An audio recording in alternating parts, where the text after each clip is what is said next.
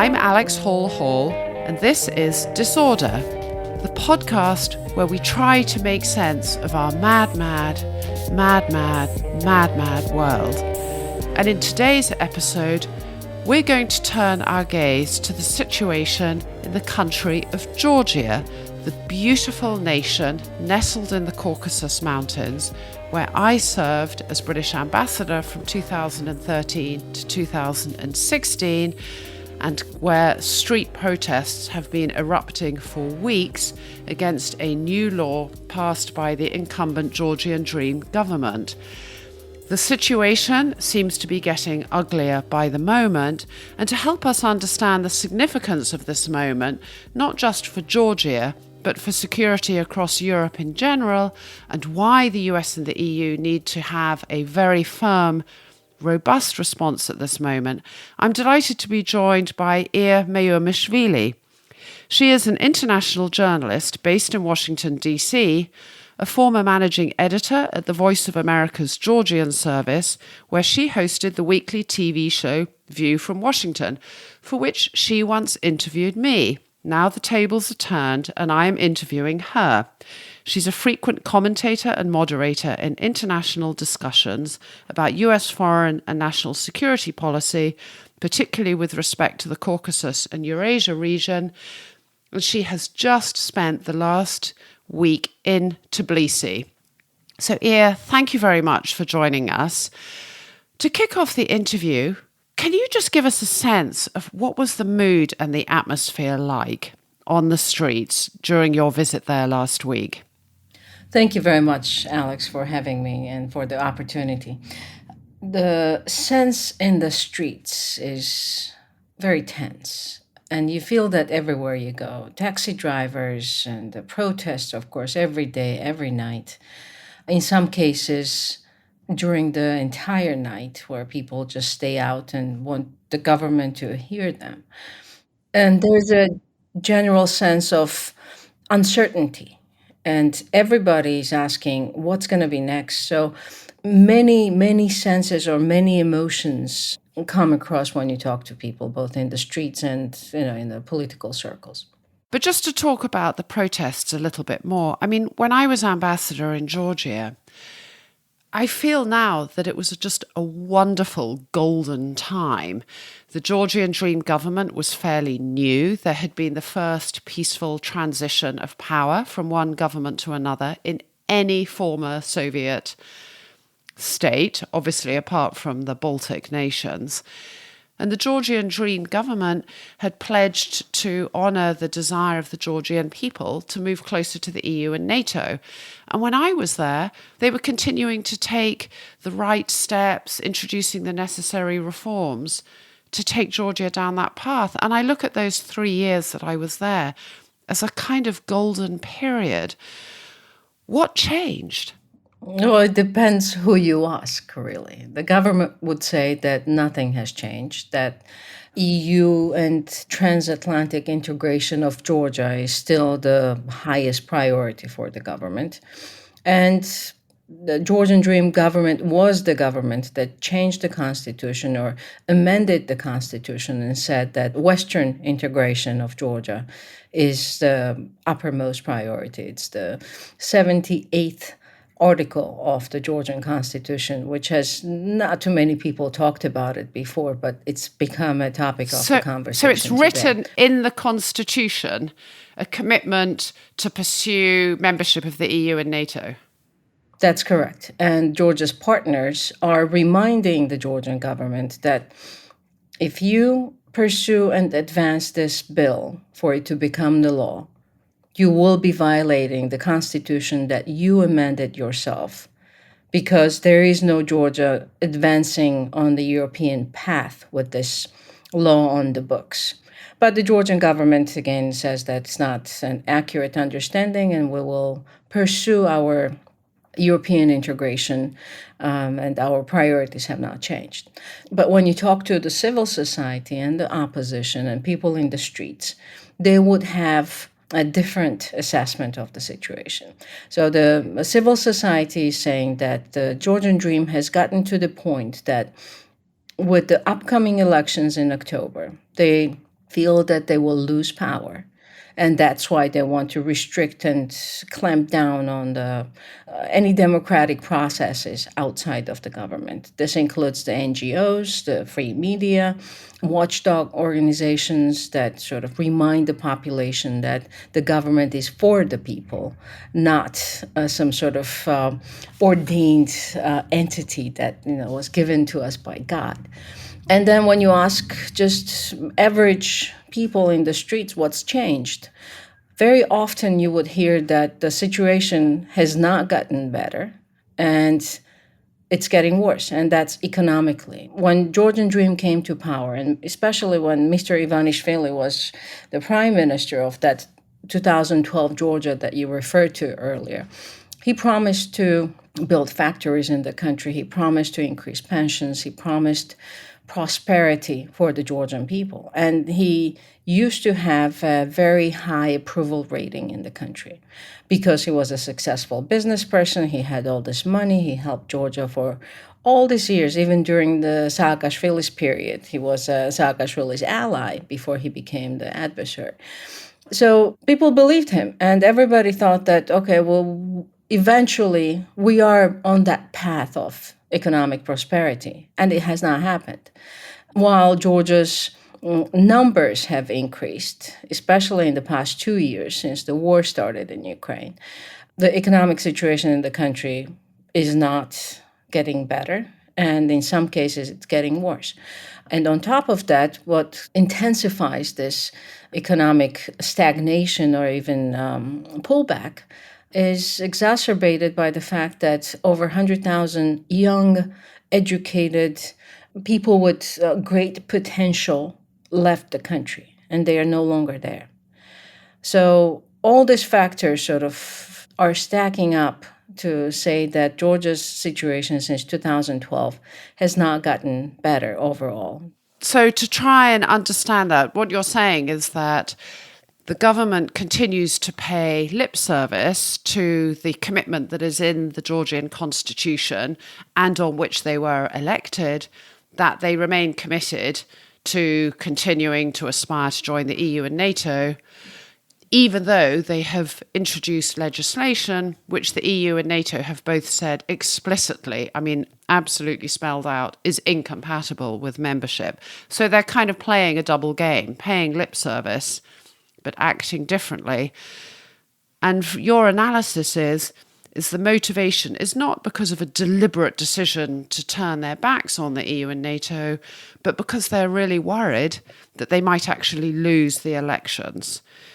So I think for our listeners, it would help to understand what this law does and why the Georgian Dream government thinks they have to introduce it. I.e., what is it about the law that they think will help them in the upcoming elections?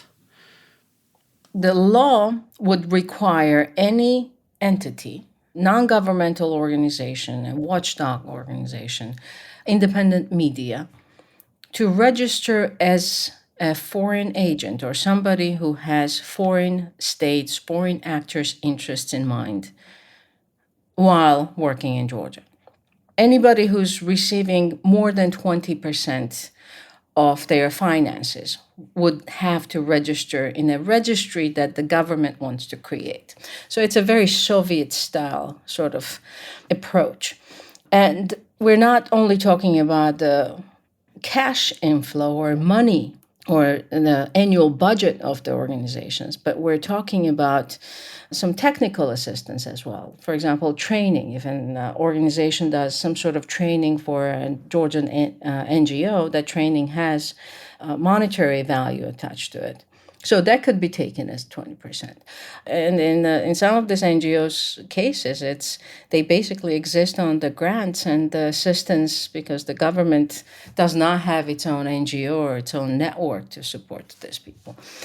So most everybody will qualify by the government standards to register as the traitors of their country. So that's one. The second is the actual law, the language of the law says that any concerned citizen or any entity who has any suspicious that somebody else is taking foreign money and not reporting it, they can report it.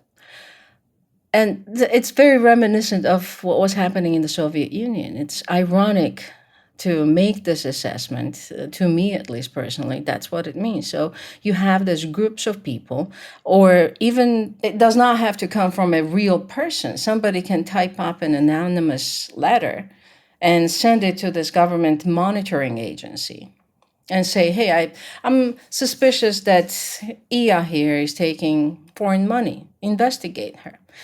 And the process after that follows as the monitoring agency will start investigating all the finances, all the capital inflow and the trainings that they conduct, everything. And if they find something that they don't like, they will confiscate your stuff. They will close down your office.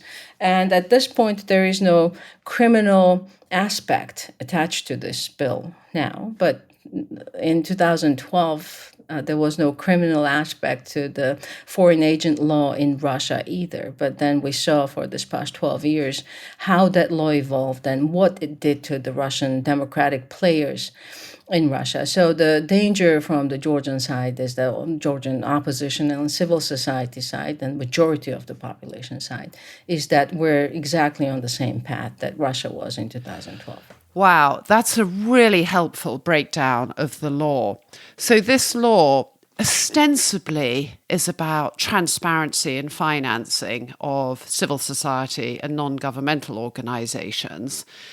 As you would have in the West, you should have your accounts transparently made available to make sure you're not being subject to corrupt influences. But the practical implications of it are that for NGOs whose job is to strengthen democracy and hold the government to account and expose corruption or wrongdoing, they will have their work curtailed because if they get more than 20% of their funding from overseas, they will be branded as a foreign agent, which has a very negative kind of Soviet spy kind of aura to it. And then it gives an opportunity for the authorities to go in and confiscate material, harass and question and intimidate the people who work for those organizations. So the irony here, and I just want to spell this out for our listeners, is that when I was British ambassador, 2013 to 2016, one of the biggest chunks of the embassy's work was allocating British money to help support civil society in Georgia. And we would work very closely to make sure the money was going to reputable organizations. And the kind of things we were doing were helping internally displaced people from Abkhazia and South Ossetia. We were running workshops for political parties in Georgia to improve their campaigning, their ability to engage with constituents. We were helping small businesses get up and running so that they could market their products into the EU. We also gave quite a lot of money to the Georgian government itself to help them explain how the EU process would work. So, I mean, it begs the question, is the Georgian government itself a foreign agent? Because they get quite a lot of money from the US and the EU. So there's an irony in that they're turning and accusing the US and the EU of being hostile interferers in Georgian democracy because they've been very happy to take US and EU money themselves. The other thing I need to explain for listeners is that we used to discuss these projects with the Georgian government. We would explain to them what we were doing, and the NGOs' funding was transparent already. But what you're saying is that the Georgian government is now regarding these civil society and NGOs, that their role in holding the government to account or strengthening judicial independence or media freedoms, the Georgian government is now worried that that is going to be used against them. And they don't like those freedoms. They don't like those core aspects of democracy. And so that's why it's incompatible with the EU. Is that right? That's exactly right. You put your finger on it. Georgian government thinks that they know better than the people do. And they also think that this NGOs It's overall helping the society to realize that these are the things that we need to have as a society that lives in a democratic world. We need to take care of all these components within our country, and it's our responsibility to do so. So over the years, all the support that the West and the friendly, of course, friendly governments have provided to Georgia and the Georgian people, they already are showing the results that the Georgian society is a democratic, European-minded society. So when the government wants to sort of ratchet that down and impose its own rules and restrictions on this democratic movements in the country, that's when they are confused in a way that we don't want you to have all these freedoms, because if you do, then there will be a time when you realize that we have not really delivered on the promises. We have not made your lives better, but we would like to stay in power to continue doing exactly the same thing we were doing thus far.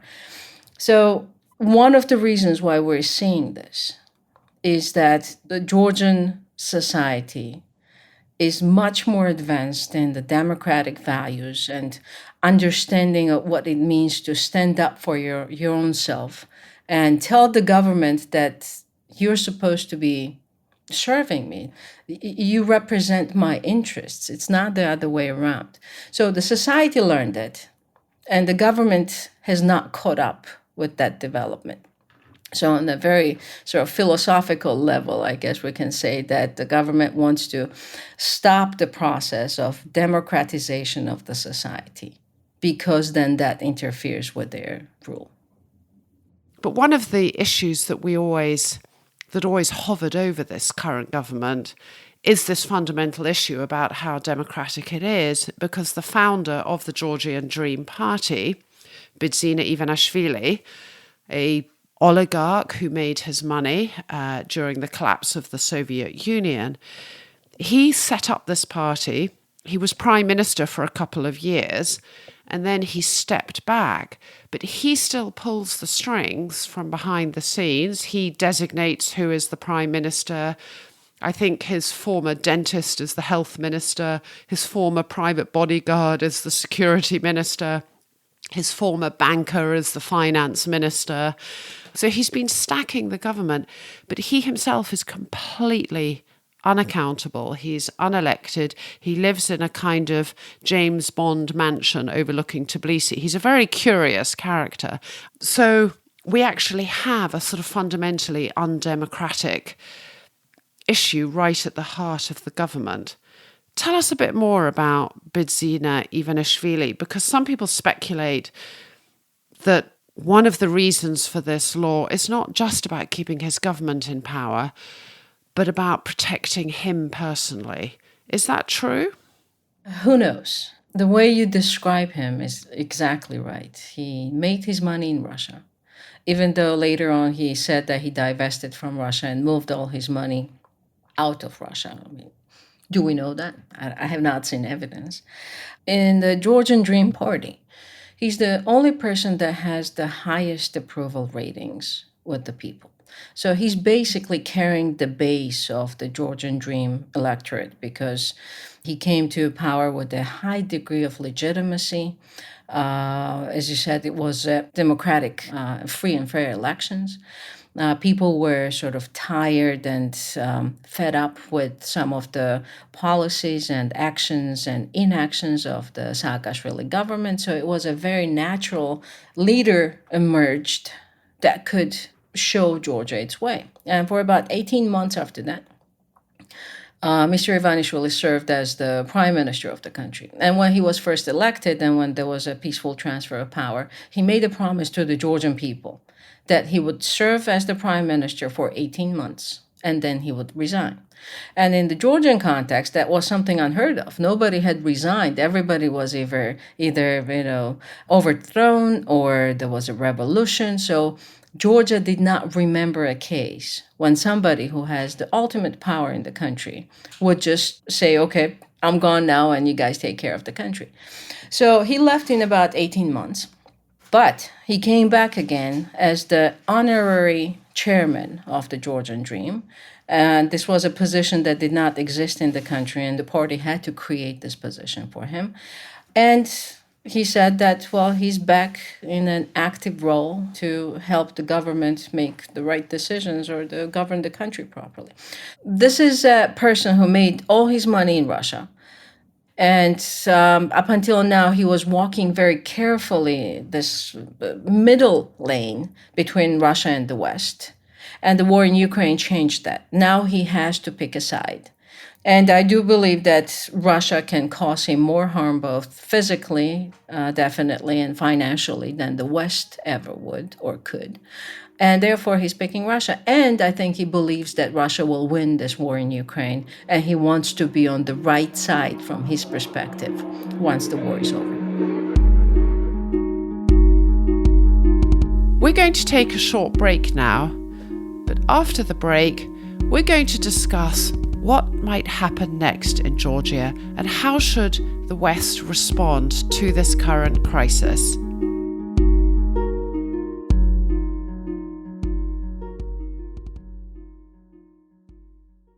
All right, so let's go back to the situation on the streets. So the law was passed earlier this week, this controversial foreign agents law. As I understand it, the president, who has fallen out with the Georgian Dream Party, has threatened to veto it. And this morning, apparently, there were scenes of her walking with protesters. So are the protests continuing? And what happens next on the ground, do you think? I think the protests will continue and will intensify in some ways. What happens next is very hard to say. So to talk about the sort of the schedule or the technical side of it, the president has 2 weeks to veto the bill, and she probably will sit on it for as long as she can. So we're counting 2 more weeks from this point on. After that, she sends the bill back to the parliament with a veto. Parliament overcomes it, possibly even on the same day. And the head of the parliament signs it into a law. And law goes into effect 30 days after that signature. So we already have 6 weeks where things will remain more or less, at least from the legal perspective, they will remain more or less. And after that, there is another 30-day period that the NGOs and media have to register as foreign agents. Nobody's going to register, and they've made that very clear. So we're at 2.5 months. And after those 30 days, the NGOs and media have another 30-day grace period to pay fines, and period to rectify what they would have done wrong if this bill becomes a law.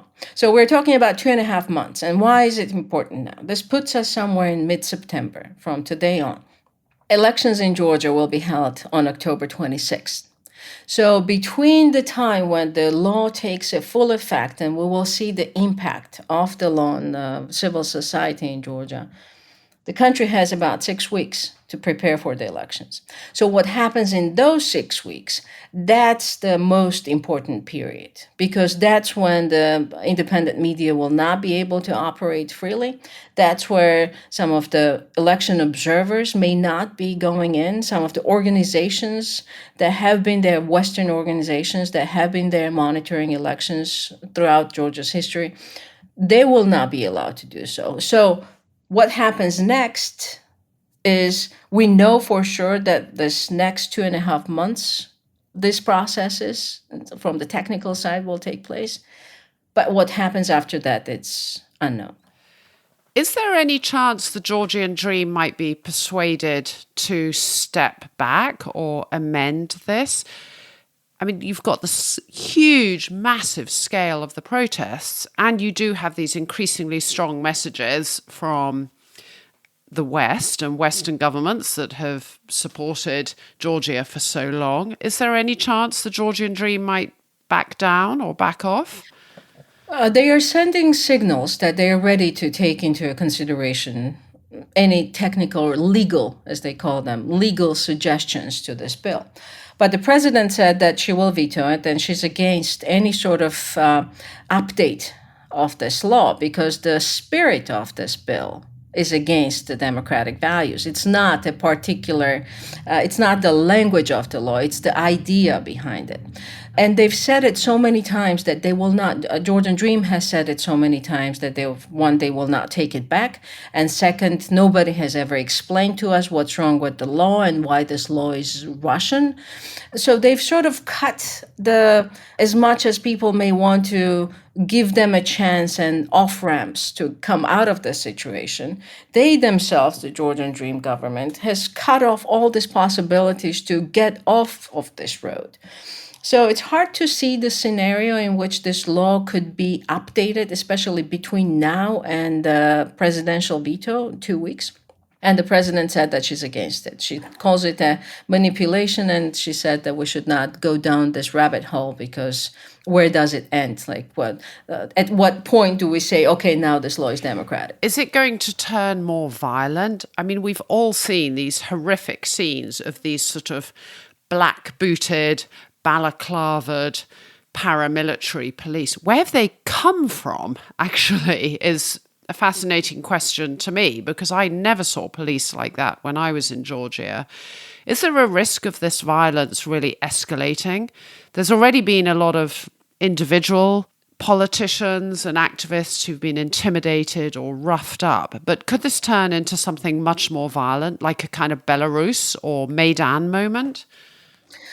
We cannot exclude that. The signs that we're seeing at this moment are exactly that. The law enforcement is singling out this very well-known civil activists, anti-occupation activists, human rights activists, and they are the scale of violence that they are using against these people. You see their faces. Like one of them day before yesterday was beaten up to the point that he needed major surgery to save his face, and he looks awful. We've seen a whole series and a campaign of intimidations, and it's not against just activists and well-known people to the society, but also some of the students that are organizing these demonstrations and are very visible for the public eye. So I would not exclude the possibility of the intimidation tactics, much like it was happening in Belarus, will continue. People will be arrested. People will be beaten up. And then you don't know how that will if the genie's out of the bottle of this violence, we don't know where it's going to stop, because GD has its own supporters. We cannot just say that nobody in the country supports them. They do have the supporters. There are people in Georgia that support this foreign agent law. And what happens if the people start fighting or people start using violence against each other? How do you stop that? How do you prevent it? Especially when you have a situation that from the government side, it's very obvious that impunity that some of these police officers are experiencing or taking advantage of. You cannot then come out, and if you don't set the standard that no violence is accepted in the country by the government, and if you turn your blind eye to the police but then arrest somebody else, that also creates this additional level of tension, and that's a very different quality and level of tension. And very quickly, as we were asking this question about where do these police officers come from, they are trained by those Western governments throughout the years. And they've been equipped by the Western governments throughout the years that the Georgian government today is using against the Georgian people. And now they're calling the governments that actually have provided them these tools and knowledge and training and everything that this police has today, accusing those governments of being enemies of Georgia. So, there are so many inconsistencies in this process. Wow. All right. So what are the prospects for the elections still being held? And what options are there for opposition parties and civil society to try and preserve their situation or challenge the Georgian Dream government within the framework of this upcoming election? I do think elections will be held, because without that, Georgian Dream will lose any sort of legitimacy, and there is no reason why they should not hold the elections. And they are setting themselves up for a successful round of elections for themselves. So they will hold it, and they will do everything possible to mobilize all the resources to make sure that they get over 76 deputy seats in the 150 seat parliament, so simple majority. The opposition, on the other hand, is not as mobilized, is not united at all. There are some attempts now. Within the past couple of days, the president said that she will announce a unity platform and offer it to the opposition. One of the opposition parties, called Lelo, also organized some sort of unifying of entity to run in the elections. But it's very hard to tell at this point if they will actually manage to unite.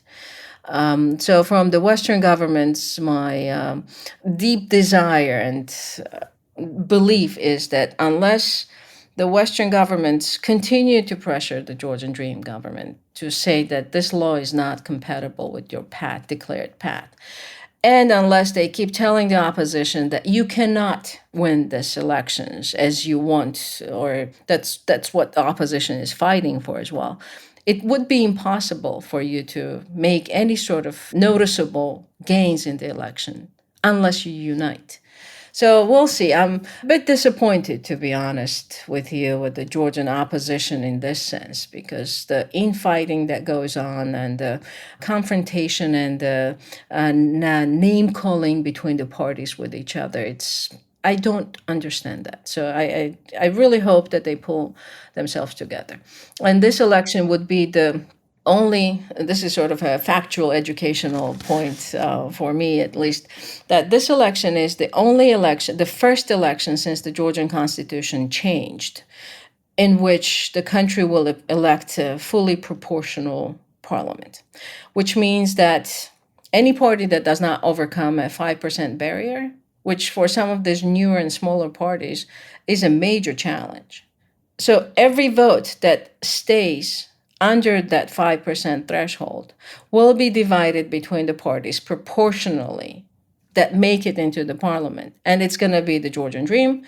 It, of course, will be the United National Movement. And then we don't know who else. But Georgian Dream will benefit if the parties don't get above 5% vote. So that's also an interesting dynamic. And the GD is doing everything to ensure that the parties don't unite. And the parties themselves, everybody wants to be the prime minister in Georgia, so it's hard for them to unite. It is true. There's a lot of political parties in Georgia, and everybody wants to be head of their own party. But if they don't unite, they are gifting the election. And what kind of measures do you think the West should be taking? I mean, for years and years and years, we've not wanted to look as if we're closing the door on cooperation with Georgia. We've wanted to keep that door open. We recognise the desire of the Georgian people to align with the EU and NATO. So we've never wanted to slam that door, not least because we don't want to play into Kremlin propaganda that the EU and NATO are fickle friends and they can't really be trusted. But is this the moment where we need finally to get tougher? I believe so, yes. We did not get to talk much about Russia and Russian interests in this situation in Georgia, but Russia is a major, major factor. And you're right, the Western governments have been soft, especially from the United States, on the Georgian Dream government with this campaign against the U.S. ambassadors in Georgia, with this extreme hostility towards America, the anti-Americanism that comes from both the government and the government-supported media I've never seen anything like that in Georgia. It was unheard of in Georgia to be anti-American, anti-Western. But that's the case now. There was no reaction, no clear reaction from Washington saying that you cannot possibly be my strategic partner and attack my ambassador every day of the week. You have to stop this. So there was no that messaging. Why not? Why has the US taken this? I mean, the language towards the US ambassador and the US generally has been extraordinarily hostile. I think it's a lack of bandwidth with Georgia, to be honest. I would not go as far as saying that the Washington is not interested or does not know or none of that. But there are so many other things happening that I think Georgia kept falling between the cracks all the time. And now it's impossible to sort of put a Band-Aid on it and say, okay, I'll come back to this some other time. This is the time when actions need to be taken. 80% of the Georgian population wants to join the EU. So if the US and the West don't stand with those 80% of people, then what are we even talking about when we're talking about democracy and the rule of law and the market economy? Those terms become irrelevant because people are reaching out and we need to meet those requests and demands. Now, what can happen and what tools the West has? The West has incredible set of tools. Whether they will work or not, it's unknown, but at least the attempts need to be made. EU has the visa-free regime with Georgia that could be paused. Financial sanctions, travel sanctions from the United States, and individual sanctions on people that are interfering with Georgia's advancement towards the EU, I think would be very important and very clear message that this will no longer be tolerated. And some of these deputies, some of the former and current government officials, they have their children going to schools in the European Union, in the UK, in the US. They don't send their children to Russia. They don't send them to St. Petersburg, even to St. Petersburg and Moscow. But they want to be in Washington and New York and Berlin and so forth. But they are cutting that road for the rest of the Georgian youth and the rest of the society. So they need to feel the pain and say that this is the condition in which you're leading your people to. So if you want Georgian youth to be in that position, maybe you and your family need to be in that position as well for you to understand it better. So financial sanctions, travel restrictions, and individual financial sanctions, I think would be the tools. All right. So I like that. This is the moment. I mean, that's definitely my personal view. I know as the interviewer, I'm supposed to be more neutral, but Georgia is a country that I've worked on for many years. So I personally feel this is the time, this is the moment. And if we betray the Georgian people, Georgia will go into a very dark place and it will take decades to recover from this. What is the geopolitical significance of this? I mean, why should we care so much about Georgia? It is a tiny country, very far away. There's quite a lot of fatigue about how much engagement and involvement we're giving in Ukraine. We've got the situation in Israel, Gaza. There are sort of crises occurring all the way around the world. Why should we care about what's going on in Georgia? And what is the geopolitical significance if we let this slip? In the world after the Soviet Union collapsed, Georgia represents that hope and this constant work in progress that democracy can work, that people can elect their governments and be free and independent and continue this process and advance it. If Georgia fails now, it's a message to many other countries in the world that democracy does not really work. You don't have friends that support you. You're left alone to only protect your own interests. And that's why we don't want democracy. Democratic sort of victory for Georgia means, in a larger sense, victory for democracy, especially now as we're talking about constantly how autocracies are against democracies, how we're in this vicious cycle of balance of how the world will look like after the war in Ukraine ends. That's sort of on the idealistic level out there. But in the practical terms, Georgia is the middle corridor for this region. because we're talking about some of the players that are not necessarily aligned with the Western governments and Western values. And this day and age of connectivity and exchange of goods and the data, even having this friendly, democratic country in the middle of this incredibly powerful players in the world is very important. So that's another aspect of it. And third, it's we cannot just leave only because Georgia is far and only 3 million people. We just cannot leave the Georgian people behind saying that, sorry, it's too difficult to help you at the moment.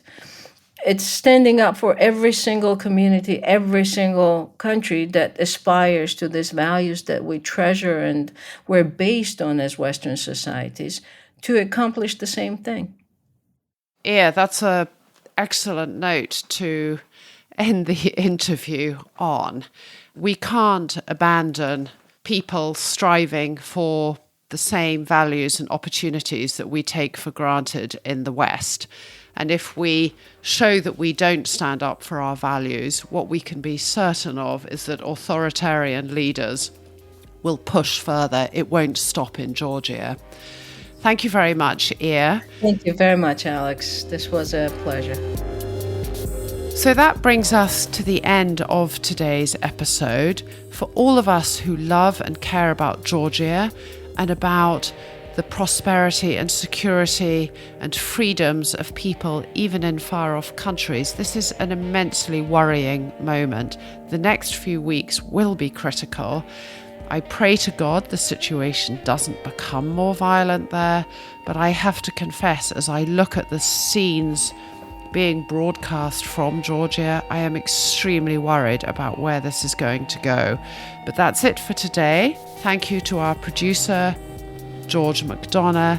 Thank you to our executive producer, Neil Fern.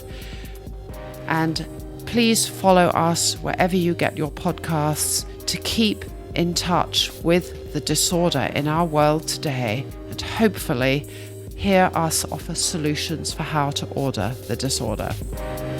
Thank you for listening, and I hope you have an orderly week.